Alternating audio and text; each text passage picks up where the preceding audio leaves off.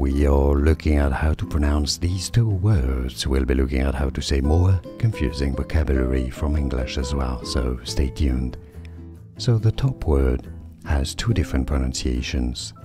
In the UK, in British English, it's usually said as direct, okay, direct. While in America, in US English, it's said as direct, okay, direct or direct. Then some people in the UK would use the other, and vice versa. Okay, it's not completely UK versus USA, but anyhow, the bottom word is pretty much the same. Directly versus directly. Sorry, my voice is going. Directly or directly. So, direct,